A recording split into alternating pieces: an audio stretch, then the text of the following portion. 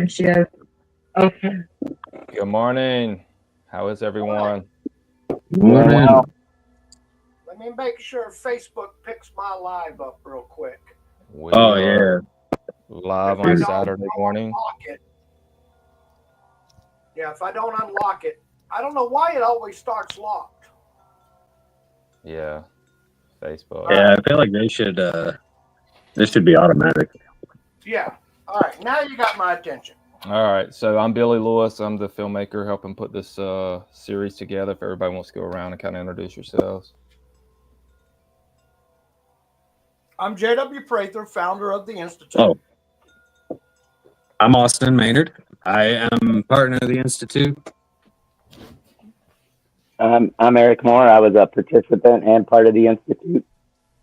And I am Kayla Gregory, and I was a participant and also part of the Institute. Sweet. Thank you guys. Hey, Billy. Yeah, I know. So we're here to talk about episode 5, which released last night. And I was just reviewing it or going through it before we came on here because they're all running together for me now. So I had to review. I did the same. I watched it about 6 a.m. just to refresh myself on what were we going to be talking about. So, yeah. So first off, I want to say, next week we're going to do the final episode 6, and we're putting the final touches on that. And just for Austin and JW, I just want to say, in my opinion, obviously I'm biased because I've been putting it together, but I think you guys should be very proud of what you kind of spearheaded and kind of, envision and kind of put together, and to kind of see, coming here towards the end of the series kind of being put out. I think you guys should be really proud of what you've done and what you were able to accomplish, and hoping that it resonates with people. Well, I'm proud of all the hard work that everybody put in for that week. Yeah. I mean, I don't want to say we filmed all week, but we worked hard all that week doing these experiments. Every day and night had something going on. So they were long days. It was a long week, but I'm very proud of we did what we set out to do. We said, we're going to do this, and we're going to film it. And that's what we did. And thanks to Billy, he's helping us bring it to you, the viewer, what we did in such a way that you can understand what we were doing. Yeah, I mean, obviously the cameras on something like this, like you're not going to be able to roll 24 hours a day. So it is showing obviously condensed version of what happened, unless we were to live stream the entire thing. But so just what you said, it doesn't truly show the capacity and the everything that went into this. We're just showing highlights of everything. So yeah, I mean, the amount of work and equipment and all that is kind of overwhelming, and it would be hard for a viewer to understand unless they were actually on site to see that. Well, at any time we had at least 16 cameras filming from around 9 a.m. till sometimes midnight, a total of 16 cameras running. That is a lot of footage. Yeah. There's a lot of footage. How many terabytes? How many terabytes did you say, JW? Like 4 terabytes or what? Well, between what Billy's got, what I've got, I think we're close to 8.5 terabytes. Jeez. Yeah, wow. I think a lot of footage. Yeah, mine's like 3.5, maybe. Yeah, it's a lot. So, anyways, well, let me play this little teaser that we put out yesterday. We'll play that for anyone who hasn't seen it, and then we'll kind of jump in and kind of talk about this episode. Here we are, day 2, here at the Granary in the basement. Let's see if we can get some things to correlate with what happened to you today, or maybe even yesterday.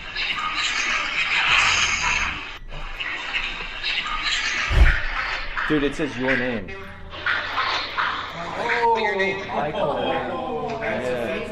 I am just hoping to have an experience no matter what that is. Today's gonna be my first experience. Looking forward to it. A little nervous, a little anxious, but very much excited. You don't remember anything in that middle. I'm kind of trying to peek, and I'm like, because I'm awake. I know I'm awake, and I'm like, all right, it was a flash compared to the other ones. Saw nothing, felt nothing except cold and dark. When it said to picture a door, I didn't picture a door. I kind of just ended up in a black room. Thought I got in a pretty relaxed state of mind. I was feeling good. The journey began. It was all white light. Give me your honest opinion, what you just said. The fact that I took it out of the laboratory and I intentionally put it in this setting. This place is haunted. There is something here, and it wants to keep you from having a pleasant experience. As far as the experiment itself, I think it's revolutionary. And like I keep telling everybody, I mean, I think you got to keep pushing these boundaries. You got to try new things, and that's what you're doing.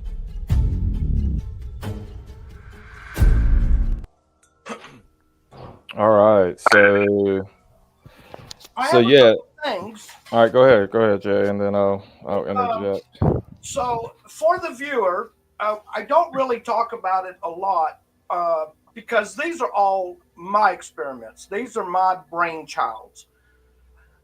But when I say taking it out of the laboratory, there are institutes, there are universities, and there's also government that do these kinds of controlled laboratory experiments that are similar to what we're doing. So I do want to remind the viewer that it's not being done in that sterile lab. This is being done in some really not always conducive environments to being able to pull something like this off the way they do it in their sterile environments. Now, we had some correlations in episode 5. We do every single time. We have some correlations. Some of the correlations were cold. Some of the correlations was darkness, blocking. Some people seem to be blocked from doing something. Even in Eric's case, where he was able to go somewhere, but he was still getting blocked. You know, he managed to do something, but not exactly what he wanted to do. So I still consider that as being blocked. And then Kayla lived another life, for Pete's sake. Who the hell can say they remember another life? Not many people on this planet get that privilege. I know there's some that even small children that remember a previous life or whatever, but Kayla got to live that. Kayla, you wanna touch on that, and then we'll talk to Eric? Yeah, I mean, it was absolutely amazing. I still remember it, just the weirdness of, like you heard in the promo, you go into I went into like a black room that just had hundreds of tunnels off of it, and I stepped into kind of what I just knew was my tunnel. And then I saw me in the tunnel next to me. And it was like that exchange of like grabbing each other's hands and stepping simultaneously into each other's tunnels. And then you fly down, and I got the whole highlight reel. Like they say, when you die, you get the highlight reel of your life. That's kind of what it was like. But then I was dropped in at like an exact moment in that life, and I was there. I mean, I had a husband, I had a son, I had a life that I could feel, touch, and experience all while I was in there. When I got done with the experiment, I felt like I had been there for ever. Literally. I mean, I thought we were days later when I came back. And then when I came back to this life, as we came back out of the WorldGate, I got the replay of this life today. And I remember saying to JW as I was down in that interview, I was like, yeah, I got dropped outside the door. I walked in and saw everyone still in their cot and was like, God, I really screwed this up. I thought I screwed up because I never saw a door. And I was like, I looked at JW, I went, yeah, I just went back to my cot and got in my shark blankie, and I was good to go. And yes, yeah, I was so happy I could, make my ScareNetwork TV debut wearing that shark blankie. That was a life goal. So that was epic. Goal Epic. Unlocked. I know, I loved it. So yeah, but it was amazing. Colleen loved it too, by the way. I just have to say that. I couldn't even get proper B-roll of Kayla during the experiment because she was wrapped up in that thing. You couldn't see her face. You couldn't see any facial reactions. You know how I was giving video here. I mean, you just got a blanket. You were like one of Michael Jackson's kids, blanket. Now, it's a start, so. Eric didn't know this at the time, and of course, you got to remember, dear viewer, that when they come back, they don't talk to each other. They have to immediately stay there until it's time for their interviews. Then they come talk to us, and then they can come back up. So they don't know what's going on in the trailer. They don't know what's going on with other participants. They don't know what's going on with other participants' interviews. And so for Eric, he had no idea what we were viewing with his EEGs, which were very, very unusual.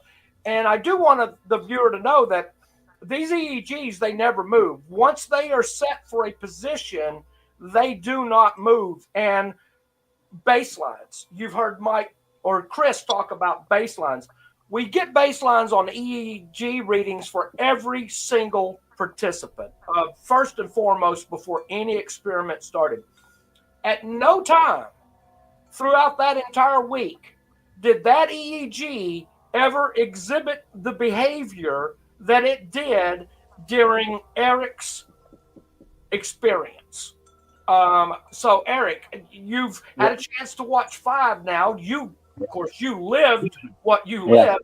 How about you tell us how it is right now? Let me say something real quick before Eric speaks. Sorry to interrupt, but it was really cool in this episode too, and thank Austin for catching this on another camera out in your trailer. We were able to catch Eric's EEGs in real time because obviously, you know, we have a big production crew, so I can't be everywhere. So I thought it was cool that Austin was able to catch those EEGs in real time, just spiking and going down and up, which kind of correlates to, you know, I guess theoretically Eric traveling. So Eric, I thought, I mean, like I said, I got as comfortable as possible. I was in, and like I said, everything was white. I mean, it's just weird. And there was a door; it was like half open or so. So don't give away everything, Eric, but just give us cliff notes first. No. But we went through, and but again, like I said, saying I was blocked. I was. I mean, I went somewhere, but I couldn't do what I wanted to do. Something was blocking me from going where I wanted to go and see what I wanted to see. And when I thought I had the chance, I was out and never got to go where I wanted to go. But you got to see in a fashion who was blocking you. And I don't want to give anything away, because if anybody hasn't watched episode 5 yet, you need to go watch it. Right. But you were one of the few that were able to see something or someone, some entity that might have been blatantly was blocking you. You know that. Yeah, I know that. I know they were. I know they were blocking me because, like I said, you know, from everything I did, they were there, but they would not. I just, you know, wanted to go somewhere, and they just, you know, no words or anything, just head shake, and we just kept going. I mean, it was the same thing too, and then, like I said, it was just done then. So I have a theory, and I think we've talked about this a little bit too. And I think with this episode, you know, the episode first, I think it's maybe the first 15 plus minutes or the last paranormal investigation we did. And there was a lot of stuff kind of came through in that paranormal investigation, but there were a couple EVPs that said, "Let me out." And then another EVP on a separate investigation said "out." And then Eric's talking about being blocked, others talking about being blocked. And I think Austin can speak on this because he's very familiar with the location. But I mean, and again, we've theorized, like, is whatever supposedly haunting or lurks in this place or whatever, is that interjecting itself into these experiments and kind of holding people back or not letting them get to the door. I don't know. That's I think we're gathering evidence maybe to hint towards that, right? Yes, that's what the correlations are seeming to be. But then I think there's other things there that are either okay with us being there, but I don't know how much power they have to aid us. But there have been a few things that seem like somebody was aided. Well, I think talking about correlations, it reminded me again, Eric. You in episode 5, you mentioned Mrs. Hoy, and they bring up Billy brings up on the screen the old report from the newspaper. There's been 3 JWs there. There's me, but there was also the young man that had his leg torn off. He was JW. But if you read that article, you will see that the remains of Miss Hoy were picked up by JW. I can't remember his last name. But it was a coroner?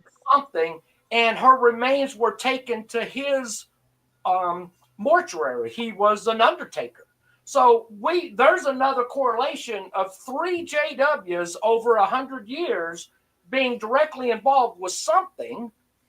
I'd like to think my involvement was a positive one, but Mr. Whatever his name was, that was the undertaker, he was doing a service for the family and the loved ones. So here's a question. Sorry, I didn't want to cut you off, JW. But Eric actually answered this in the pre-interview that I did with him, but I did not put it in the episode. And if you remember, Eric, you can answer this, but I was going through the footage just a few days ago, and you talked about wanting to go back to a childhood memory, to like maybe a river or something. Do you want to expand more on that? I did not actually put that in the edited version of the episode. So it's a good question, Judy. Yeah. Like I said, I kind of had an idea where I wanted to go. It was a childhood memory. We grew up just about 4 houses down from a river. And back then, me and my dad, we'd go down there, go fishing. We'd go there a lot. Like I said, it was just, kind of a place to go as a kid. 40 years ago, that's where you did. You went down the river, threw rocks, went fishing and stuff. You were outside. That's kind of where I wanted to go, just based on some experiences I had. So that's kind of really where I wanted to go. And yeah, it wasn't anything close to that. So I have a question directly for you, Eric, that may help the viewer understand. So what you just said, and I interviewed Junior Cop beforehand. Is that so? You were consciously thinking about, like, you were like in your mind, you were thinking about the river and childhood and all that stuff right before you put the headphones and all that stuff on. Yeah. And then once the experiment started, none of that came through. You just went. None of that came through. I wasn't even close to a river or anything. Yeah. So none of that was even close to where I was hoping to go, or kind of wanting to go back to childhood almost. And yeah, that didn't happen at all. That's interesting to me. And I'm sure that there's something that we're just not grasping with your voyage down that tunnel. Once again, Kayla had a tunnel, but she was able to get to the other end. You kind of had a tunnel. You couldn't really see what was on one side, but you could on the other. I don't want to give too much away because it's, nobody's watched it, but there was definitely some kind of portals, windows, something, but you just were not allowed to see them. Right. Whatever reason. So this is completely different than what you were expecting to do or trying to manifest. Yeah, absolutely. I want the viewer to know that I'm completely okay with our participants trying to manifest something, because number one, they're trying to manifest the opening of the WorldGate. Now, up until episode 5, that's what we've been dealing with, is the WorldGate, and they have one job that I require of them, and that's to try to manifest the opening of the WorldGate. And the rest of the Peregrine experience, they can do whatever they want. It's free roam. Now, I don't want to give away too much on episode 6, but we changed it up and we went to the hyper realm on episode 6. So you're going to want to watch 6 next week, so you'll know what I'm talking about. So they really do have free roam, and they're able to manifest anything they want to. And poor Eric got something completely opposite. Yeah. Yeah, episode 6 is crazy too. I mean, there's some crazy correlations there that, man, yeah, I'm excited for people. Yeah. We're going to have a lot of, I think we can do some bonus material, Billy. I know I've already said that. Yeah. 6 episodes. Yeah, no, we'll wrap it up with 6, and then we'll just put out a bunch of bonus stuff and talks and other things. Because again, we're right in the middle of it right now as far as it coming out, and I think it's kind of hard to digest the 6 episodes until you can actually sit back and watch them all and reflect, and then I think more puzzle pieces will come together once it all comes out. And I think and this is definitely binge worthy, guys. Once you get through episode 1, you're going to want to binge the rest of them. So yeah. So Kayla, how do you feel about everything yet? I mean,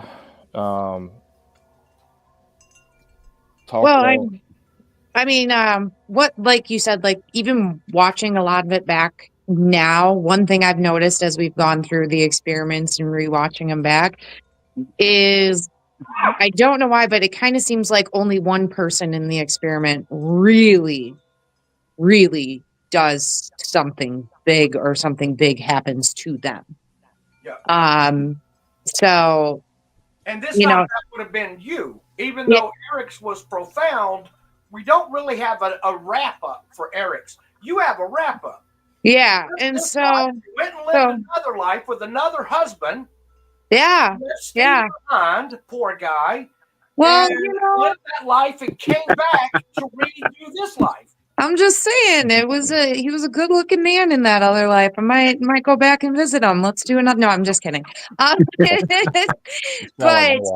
I mean, even getting back to the first experiment, Pat went in very intentional, and he got to have just an earth-shattering experience for himself. It was absolutely amazing for himself. He manifested what he wanted. Yeah. Yep. And then in the second one, it was very much so that Steve, he manifested that he wanted to he wanted to see the beginning, the end, the everything, and he got to do that.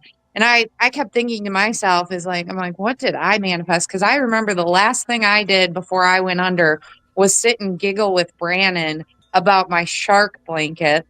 And we were just giggling like little kids. And then I laid down and I was like, I just want it to be happy. And I want to see something that is going to change my life. And I really feel like that did happen. On our 10-hour drive home, after all was said and done,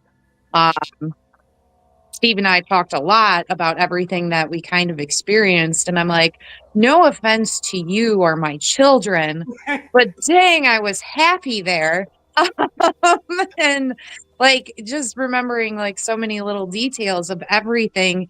And even to this day, looking back on everything we went through, there's like little things that happen in life right now that are just, it's almost like deja vu. I was telling JW about this a couple weeks ago. It's almost like deja vu. Like I almost feel like I've already experienced it before, or I have to do a double take because I see something that just kind of triggers all of those memories that I had that day.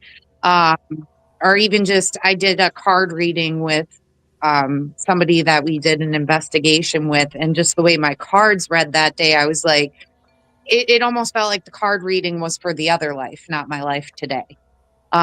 So it's just like, it almost feels like I'm intertwined somehow, and it's really hard to explain. So I'll keep saying it. I don't know what you did, JW, but you did something.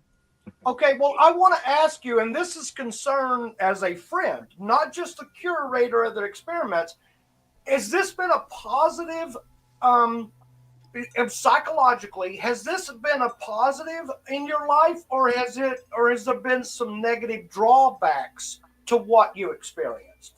I do not believe there has been any negative drawback at all. I feel it's so much more positive. I mean, when you experience something like that, you almost become more appreciative, and I almost feel more in tuned with everything around me than I had previously. Like, I don't think I stopped to smell the roses quite as often as I do now. I don't think I paid attention to some of those just little blips in life like I do now. So I'm actually thrilled about it. Well, So I said it in one of the episodes.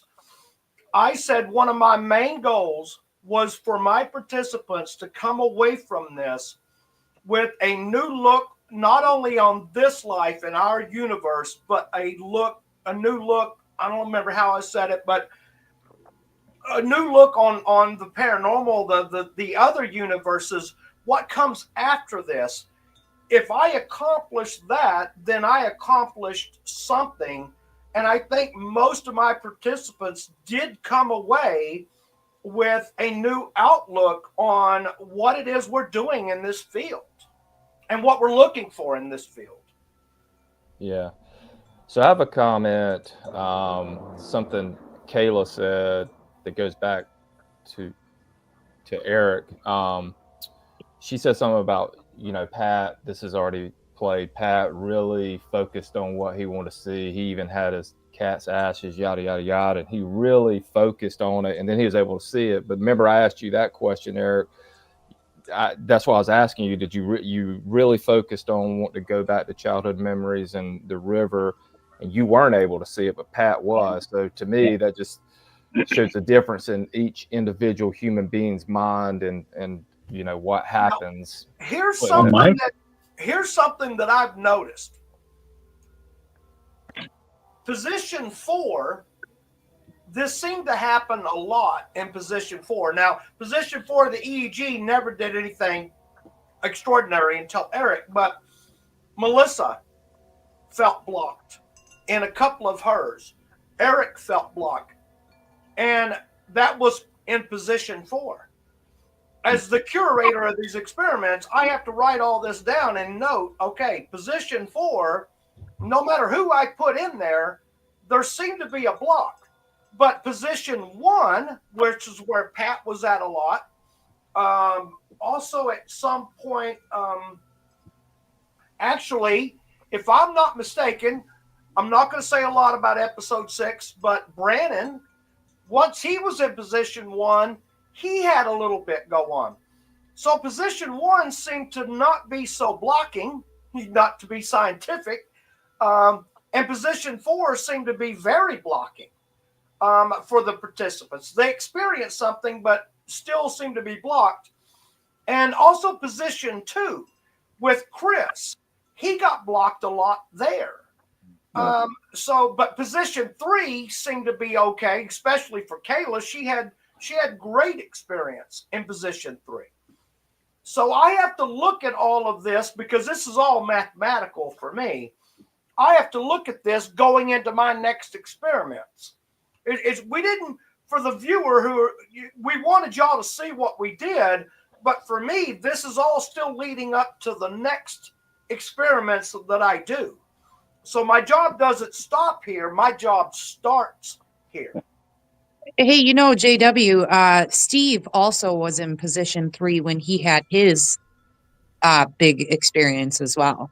Yes, so that's correct. Position 3 had 2 great experiences that seemed to be fulfilling, whereas position 4, not so much. And 6, they all just seemed to lose their memory after it was over with, or just experience like Mike, just dark and cold.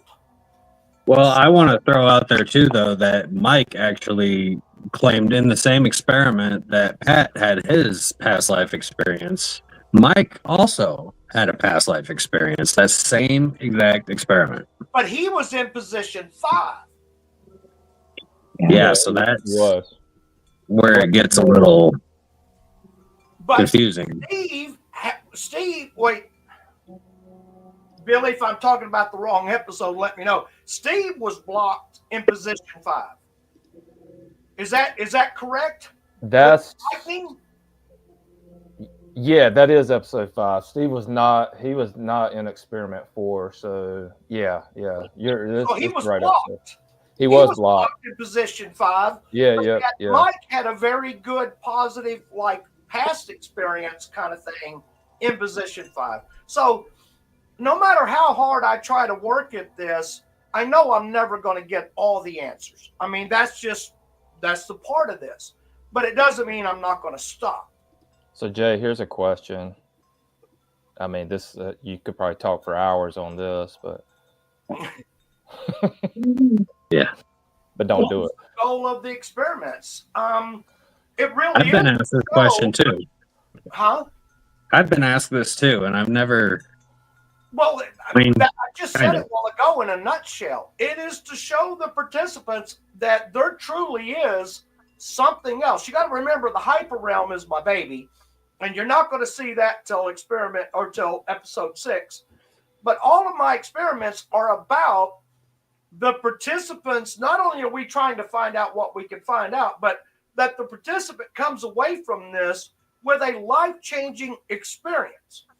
Now, what paranormal investigator doesn't want to go out to the local giant nut house and investigate and come away with a life-changing experience?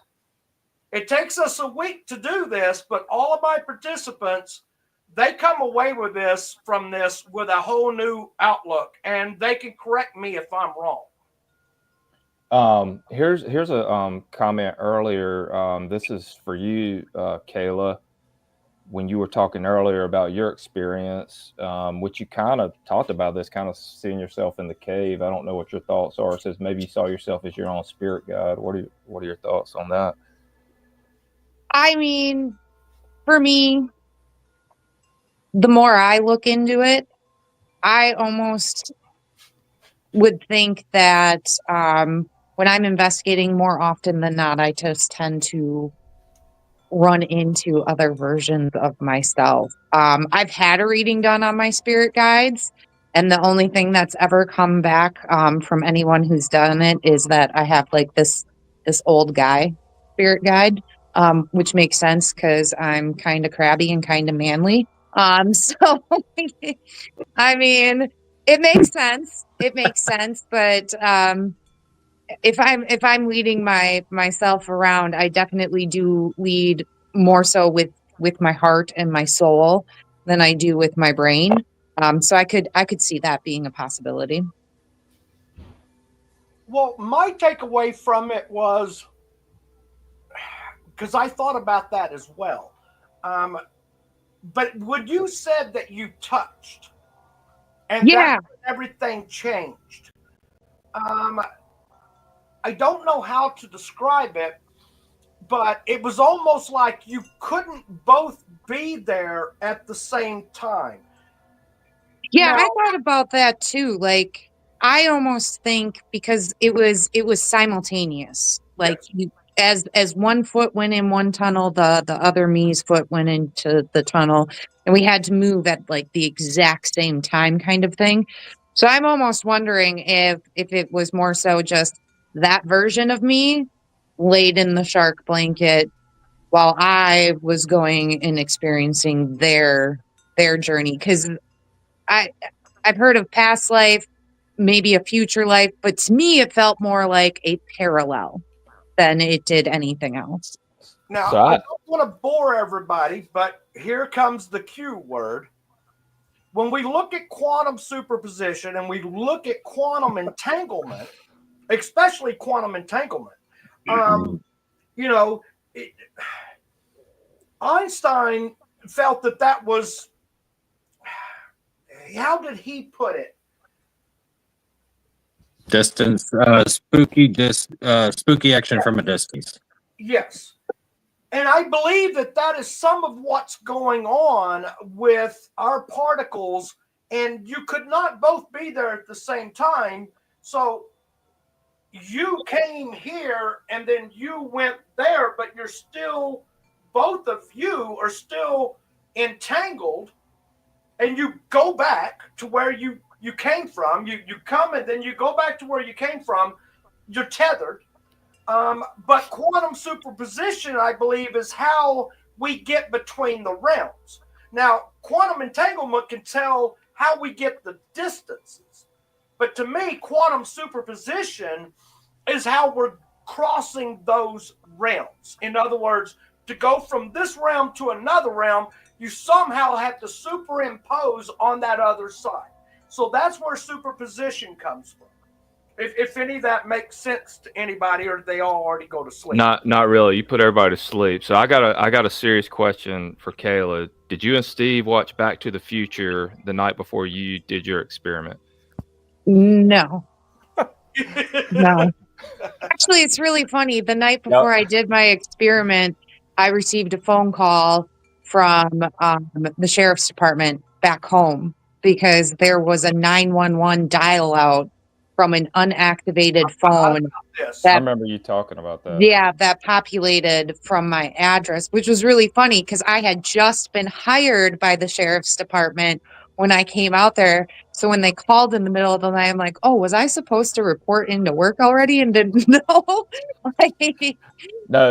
And it ended up, it was just the weirdest experience ever because everybody that was at my house, which would have been my sister and my 2 daughters, were sound asleep, and there are no phones here that would have done that. Wasn't there something with a gun? Oh, yeah, that happened the next day, and that was dealing with the Bryan Police Department. Oh my God! I talked to all the police departments while I was there. Just like it was just like little things, just the weirdest little things just kept happening. Wait, do you have warrants out for you? What? Do you have warrants out for you? I'm confused. No, she wears a badge. I know. No, so the reason I brought up Back to the side of the badge. The reason I brought up Back to the Future for anybody to get that reference is if you remember the first one, Michael J. Fox sees him on his own self on stage, and it got weird when he started seeing himself, and he started his brothers and sisters started disappearing from the picture he was holding in his hand because he was changing the future timeline. Yeah. So here's another question for you, Kayla. If she called you Carla, that's okay.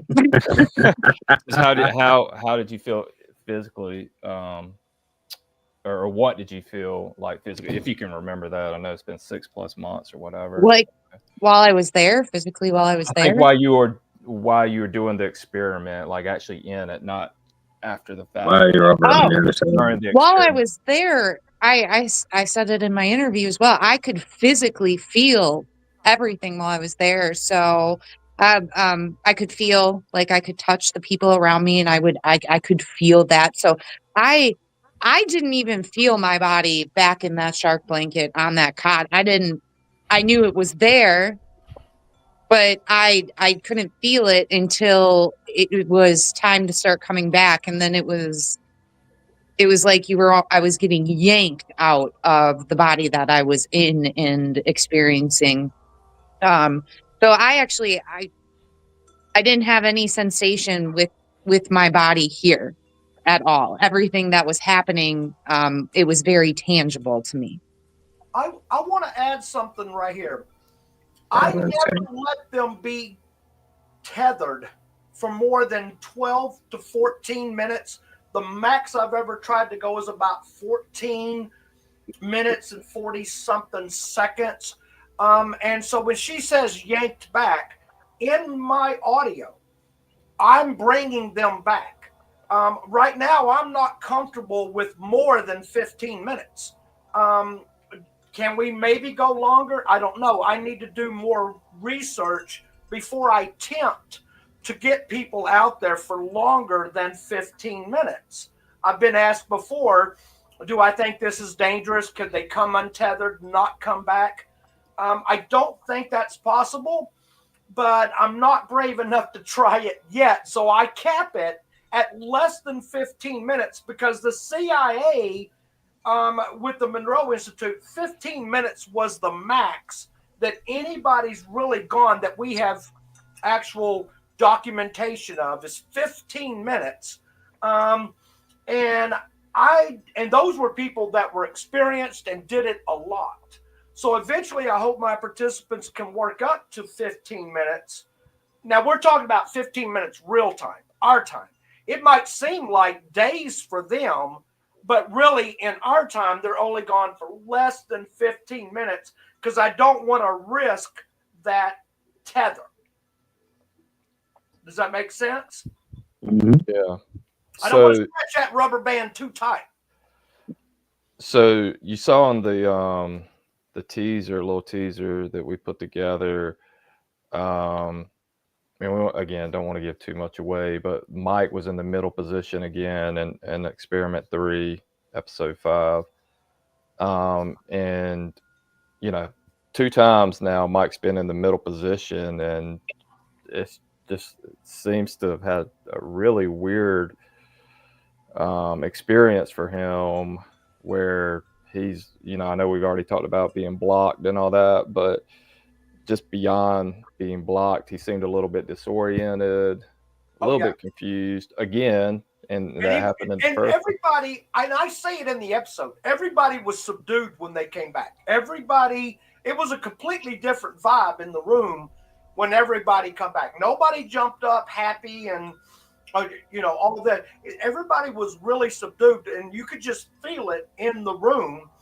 And Mike, it was like he was somewhere, but it was just absolute black and cold. Yeah. Now, when he says black and cold, when I hear cold, that means he was somewhere to me. If you're now describing a feeling, not only that you're seeing all black, but now you add a second thing, which is I felt cold. That tells me Mike was somewhere, but we don't know where that where was, and neither does he. So something very prevalent happened with Mike in that experiment. Yeah, I wonder if, like we talked about earlier, if that maybe goes back to whatever is present in the building, you know, spirit-wise or negatively spirit-wise, that is had that effect on him the 2 times that he was in the center position. Yeah. I mean, those are theories, but it makes sense. And that's all we can do is just make we have our theories until we can disprove them, and that's why I do all this for, you know, months to get ready for it, and then we do it for 5 or 6 days. Now, in episode 1, I did say, because I filmed all that, what I was going to do before we went there, and I did have 6 experiments planned, but I have to roll with the punches when we got out there. So one of the experiments on Saturday morning, that one had to be canceled. And then there was something that happened with another experiment that it didn't go off. I don't remember. I'd have to check my notes. And then one of the experiments was delayed because we were waiting on to make sure that we had medical personnel. Eric, you helped us out by making a phone call there, because I never start these without making sure somebody with medical training is on site. And as you've seen with Eric or with Mike in the very number 1 spot on the first experiment, or the 6th spot on the first experiment, luckily nothing was bad. He just woke up and said he didn't know if he needed to puke or pee. But that's why we have those personnel on there. But no, we did not get to do the full 6 experiments. We only got 4 out of that week, which was still a lot of experiments. So this is an interesting question right here, because this is actually pretty relevant if you watch all the episodes, because there's this weird with Chris and with others experiencing underwater stuff, and then some of the EVPs caught or talking about you know, water and sea monsters and other stuff like that. I don't know what Beth, the have you connection watched is. the series? Have you watched up till episode 5 yet? And by the way, hi Beth. I just want to know if you've watched up to episode 5, because a lot of this is kind of answered up till now. And that's why I want the viewer to watch it, so they can start putting some of these puzzle pieces together in their own mind. Yeah. What we were seeing as correlations. But yes, very definitely the underwater was a theme through a couple of the participants. Yes. So do you I'm assuming you know Bill. Brock. Mr. Brock. He said it was super cool.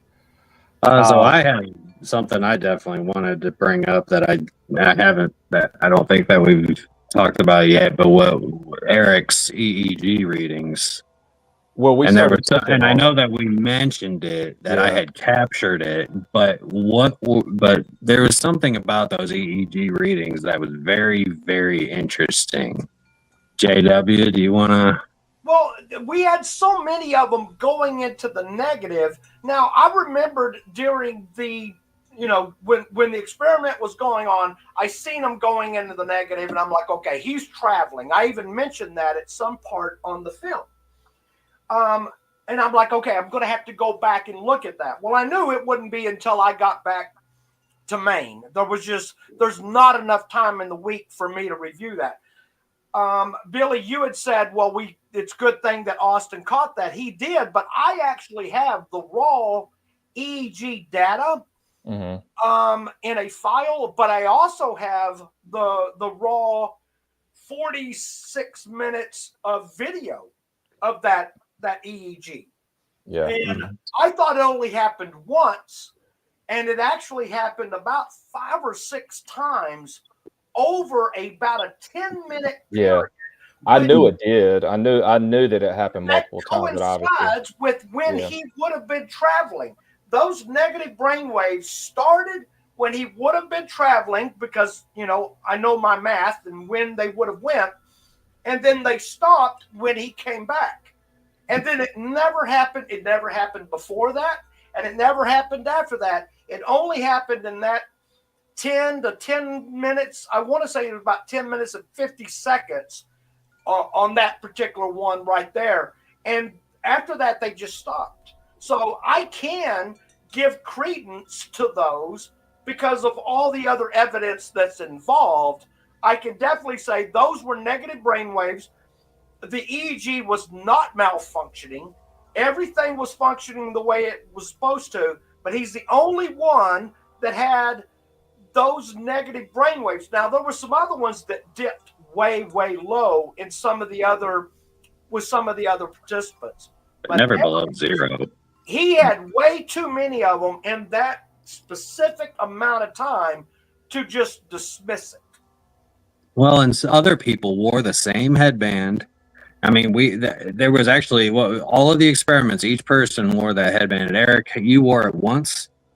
Yeah. And so I guess I don't, I put out a post the other day asking people about it, what they thought of it. And, I got a lot of responses basically saying that that's not possible. That, obviously you've seen a bunch of them too, JW, that the equipment must have been malfunctioning or this or that. And so I guess I wanted to kind of touch on that a little bit, like why. That's like me telling Kayla that you couldn't have lived another life. It's not possible. And so I guess how would we explain this to people that doubt this data? I've got an idea here, and this is just going through my head at the moment, but I had noticed a couple of the comments saying that it's not possible because that would mean that the band somehow had become disconnected. And it's only on a few of his lines that it's doing it. It's not on every single one of them. So my thought is if we're traveling, if he's out of body at that point in time, could we not be getting a read off of that line because of the fact that he is not in body at that time? Well, I would throw out there too, based on what his experience was. Yeah. that he talks about in the episode, and there are certain things that he talks about where it almost seems like there was some kind of a transfer of information in his experience. And so when it goes down to the negative, it makes me wonder if he was actually taking in information or taking in those specific frequencies rather than putting them out, because that's how an EEG works. It's measuring the output pulses that your brain is giving off. And so, like, even when those sensors were not connected, right, we were able to tell that because it had this little horseshoe thing that would tell you if all 5 sensors were connected or not. And if one was not, it was very visible and clear that it was not connected. And then these guys stayed completely still for 45 minutes, usually at a time. And this is the one out of all 6 of these headbands. Out of all 6 of these EEG machines, this was so that's what, 24 total. No. And then you got to remember, every participant had their baselines. Well, right. But what I'm saying is, out of 24 total files of EEG data from the experiments, there was only, I mean, how many hours is that, JW? I mean, and I do want everybody to know, I own 6 of these. And every one of them always go to the same iPad. I'm very diligent about my equipment that I use. Okay, is there a possibility of a malfunction? Yes, of course there is, but not a disconnect. I know exactly what a disconnect looks like. I know exactly what it looks like when it starts losing signal, and you get that buffering circle. The horseshoe, like you said, that horseshoe was showing that we had a great connection all the way through. I've watched the video of him because you got to remember, guys, Billy filmed a lot of this, but my cameras are always running. I have watched him. He's not moving his head or anything, which is a big one. I want everybody to know that's watching this. Yes, it's possible that there was a malfunction. I cannot rule that out, but I can tell you we did our due diligence. He laid there nice and still and calm, and I have no reason to believe that EEG malfunctioned. Do I have an answer for what we viewed? No, but I do not believe it malfunctioned. What we seen is what occurred. And I mean, I'm still, and I guess, you know, I want people to know too that we are skeptical about that piece of data. We don't understand it, and we only put it out there for, you know, kind of maybe some suggestions for us to try to figure out what the actual answer is to that question. Because, I mean, how in the world, that is absolutely, it's not possible. Well, I want to ask this right now. And my participants are going to be going, oh my God, really, JW? Again, on the next experiment, whatever positions you're going to be in when we do our baselines, I may get multiple baselines from you, 10-minute baselines in each position you're going to be in. Let's say you're going to be in position 5 on Monday and position 3 on Thursday.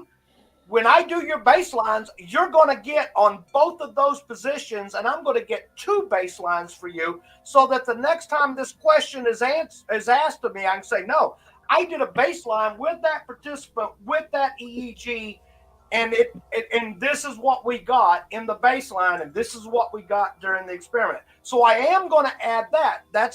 So that just goes to show that I'm learning as we go along, so that now I know what to do next time. Make sure that everybody gets the baselines from where they need to be, just so we have more correlation there.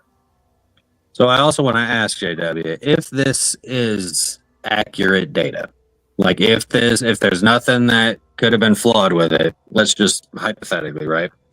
What would be the significance of something like that? Now, I don't have enough data to go on. because this is such a rare occurrence. I do not believe he had a stroke or anything like that. You're laughing, but yeah, a stroke, things like that can be seen in an EEG. I do not believe, because he's sitting there smiling at us from Florida right now, I do not believe that anything like that occurred that was a physical, that physically manifested what we seen on that EEG. I do not believe it was his physical health. Whatever it was going on, and that little nugget he's got up there. But how it's going to correlate in my future, I just got to keep working on it. That's all I can say is do my due diligence and keep working on it. I mean, we're gonna have to see if we can at some point replicate it too, because I don't know. I mean, I don't know how we could do that, because I mean, that shouldn't have happened. It's going to replicate or it's not. And that should not have happened. There's absolutely no reason that should, like, it can't happen. I still am trying to make sense of it. And that's one of the most, I don't know, that was like the biggest thing. This whole experiment for me was like, how the did that happen? And see, if he'd have been having a stroke, his more than likely laying in that position, his arms would have went up. We would have seen tremors in his body.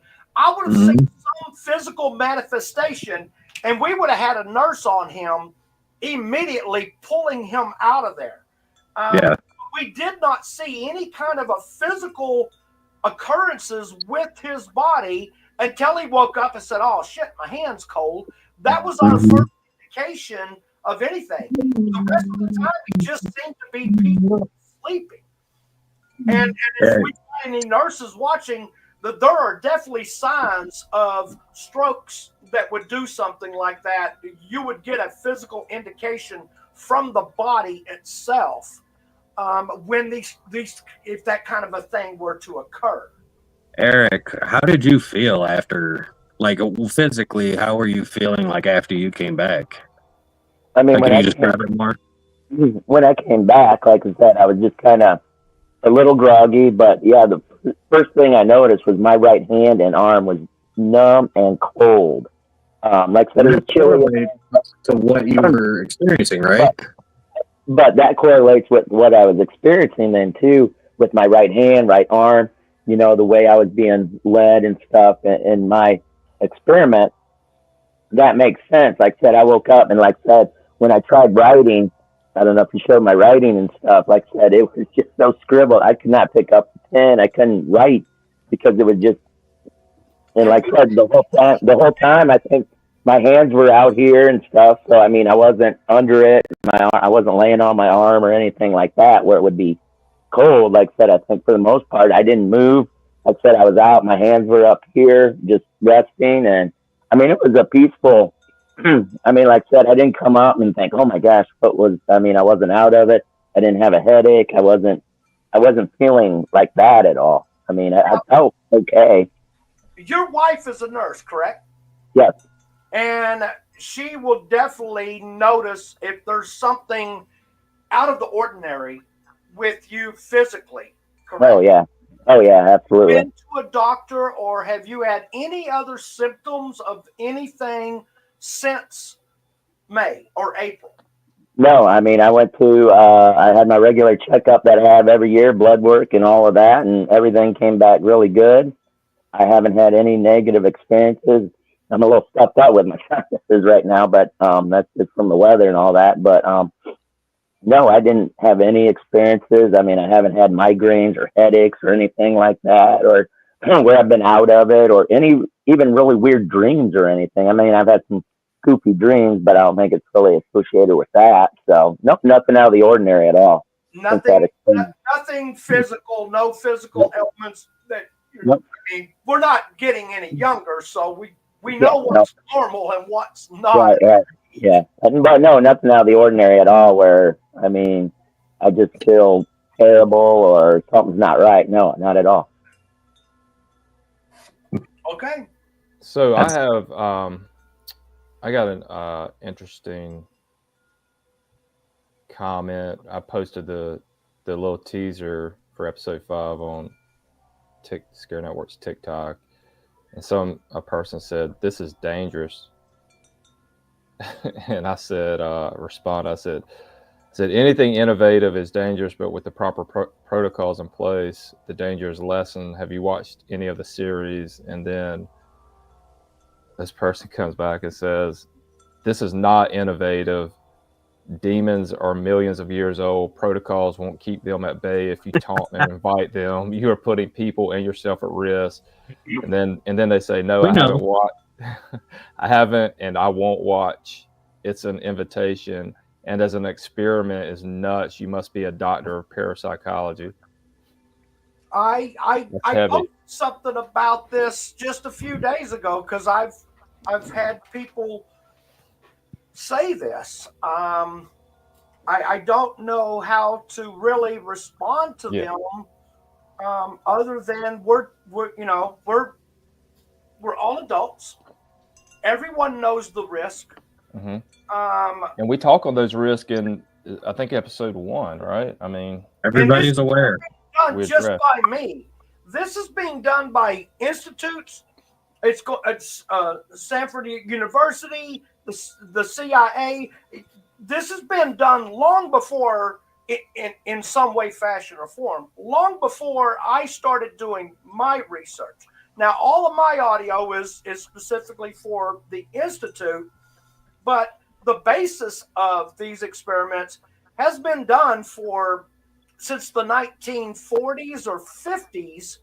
This research has been going on, and as of right now, I have not had a demon crawl up in my bed with me.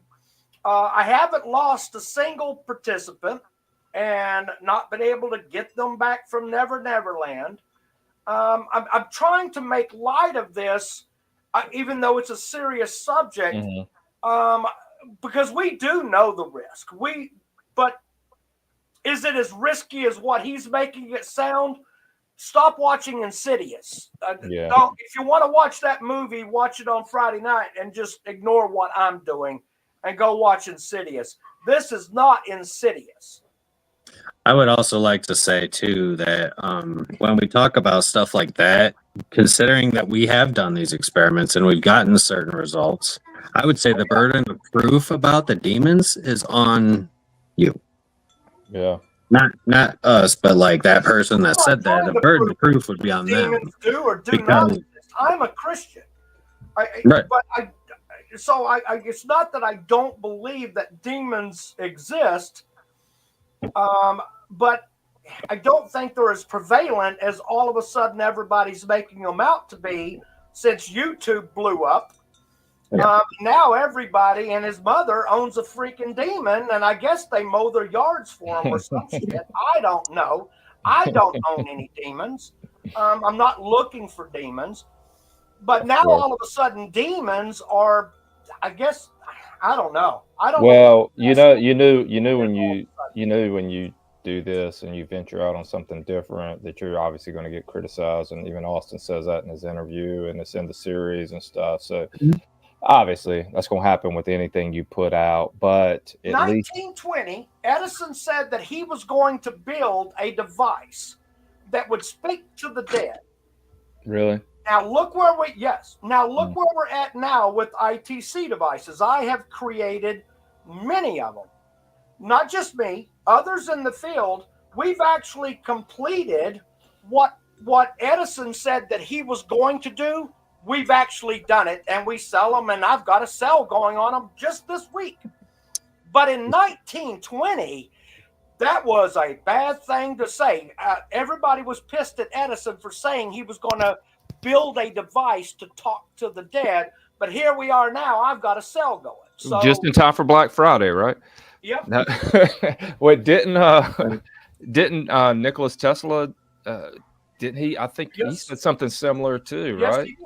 And he believed he was using electricity more. It was more like the plasma frequencies that he was using. Okay. Yes, but he thought he was talking to like interdimensional, right? Yeah. It was all still trying to communicate with spirits or entities from other dimensions, which I believe that's, you notice you never hear me call it really a ghost. I say energies or entities. But yes, I mean, they've both set out to build one, and we've done it. And now a lot of people use them. But back in that time, that was taboo. Oh no, you can't be doing that. Yeah. And I know your intention has never been to, do this to put, like you say, put anybody in harm's way.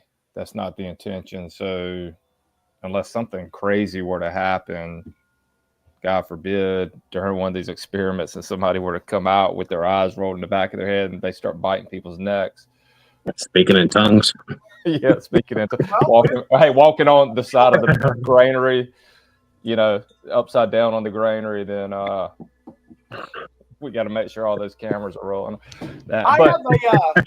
My very first TikTok that I ever made said basically, at one time I used to ride bulls, so I created fuck situations.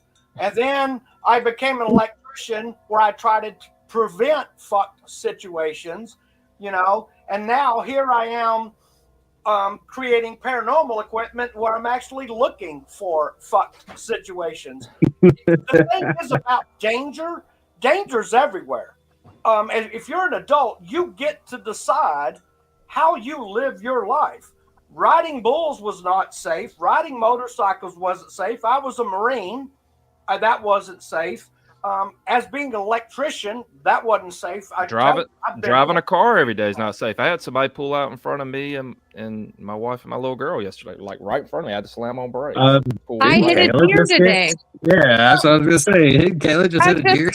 I just completely smoked my car on a deer this morning. So I mean, it's inherent risk, and there's always inherent risk, and we can all live our lives scared, and we can all live our lives, oh my gosh, is there going to be a demon to come and get me? Or we can live our life with pure intentions, taking risks, calculated risks, as a lot of work has gone into the work that we are doing. And we can live a life that is fulfilling, is pushing the field forward, and is making us more successful and better understanding of the universe that we live in. And if you're going to pick one small corner of demons to attack us on, well, then honestly, maybe you need to expand your horizons. That's what I would say to him. Yeah. And I do want to say this. There are protocols set in place just for the process of getting into my experiments. Now, I don't want to say anything negative about somebody. Well, yeah, fuck it. If your cuckoo was Cocoa Puffs, you're not getting into my experiment. If I feel that you are unsafe, you're not coming into my shit. I'm not putting those other 5 people at risk. He's done it before. Cuckoo for Cocoa Puffs. No. He's kicked people out of experiment before, so he has no problem. I have kicked somebody out of my experiments before. Did you get on video? No, I did not. That would have been good. So I say that to say this: we're being as responsible as we can and taking all precautions that we can. But yeah, we technically, if you want to look at it, just using a spirit box or a Ouija board or going into a haunted house, you're taking risks in that aspect as well. Well, here's the thing with this. You guys, you talked about doing this. You actually did it. We filmed it. We got great interviews, yada, yada, yada. We're putting it out to the world. So, you're going to be criticized. But, I expect it. But kudos for you guys for actually executing it and bringing it to life and actually putting it out there for the world to even criticize it. So I think that's a big accomplishment in and of itself. And so, you take the bad with the good as far as criticism and this and that, but at least you're doing something and you're not just talking about it, you're actually doing it and executing it. So I think it's still learning. Worst case scenario was nobody wanted to watch it. To me, that was worst case scenario. But if people start watching it, then you got to go to the second worst case scenario is haters. Somebody's going to bust your balls. So if you get number 1, number 2 is inevitable. You got to know it's coming, and they're going to come after you. And it turns out that people want to watch it. But I do welcome people to question it all, but that's fine. Well, because we're always trying to improve our systems, right? I mean, we're always trying to improve our systems, our processes, and we always look at this. And obviously, this experiment or this series was just one of them. We got another one coming up in May. We got one after that in September, and so with each of those, we're trying to improve it. So we welcome any kind of feedback for sure. And if anybody out there, if there are any neuroscientists or people that could help JW and myself and Eric, Kayla, Steve, if we can find ways to tighten the bolts up a little bit or whatever, if you can see stuff like that, let us know. We only want to improve and make this tighter, better, more successful, I guess. And let me say this. When you watch one of these episodes, that's 45 minutes. Okay? We had an entire, sometime 14-hour day that you didn't see. You only saw 45 minutes of that day. So you didn't see all the other protocols. We didn't bore you with all of everything that it took to show you that 45 minutes. So I want the viewer to know that we do have our safety protocols and everything in place. There's a lot of thought that goes into this that you don't see in the series. And if we see things that, we know that could be better, obviously, we definitely want to look further into the EEG data, of course. And, we want to look further into, because I know we only did one hype around, which everybody will see in episode 6, but I definitely think that we want to focus more on that and see how the results come about. Now, in the bonus material, they might get to see a little bit more of the protocols and some of the other stuff. But yeah, I definitely wanted them to know that there's so much that you don't see that is safety related and what it takes to put these experiments together. This way, just half-assed with a bunch of duct tape. Right.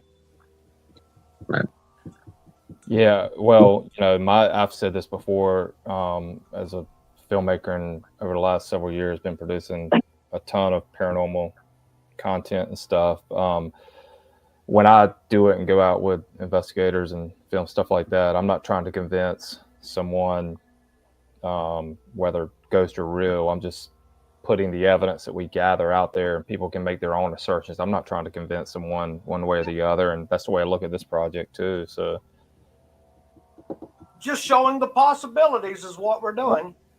With a bunch of adults that decided to do this, we're just showing you what's possible. We're not trying to convince anybody of anything. Exactly, because you can't definitively prove if someone actually left their body and traveled and went through a door. And I mean, unless we put a camera. Not with what we currently have. No. Hey, I'm gonna take a GoPro next time, maybe. Well, we're gonna have to open up your head and put it in there then. Yeah, we'll figure it out. Let's start working it. Let's get that in the workshop, guys. That's you three guys. I don't build stuff. Maybe I just need to order some AI chips and then and then we stick them in the ear. Yeah. I volunteer as tribute to try that for the first go. I'll do that. That's some sci-fi stuff right there. Anybody who is still watching this, just really encourage them to go out and, like JW said earlier, binge the first 5 episodes and watch this, because it is very intriguing if you're interested in the paranormal, if you're interested in astral travel, remote viewing, all that stuff is definitely different than your run-of-the-mill paranormal investigation, going to a haunted location and just, using devices and this and that. So I hope people are enjoying it.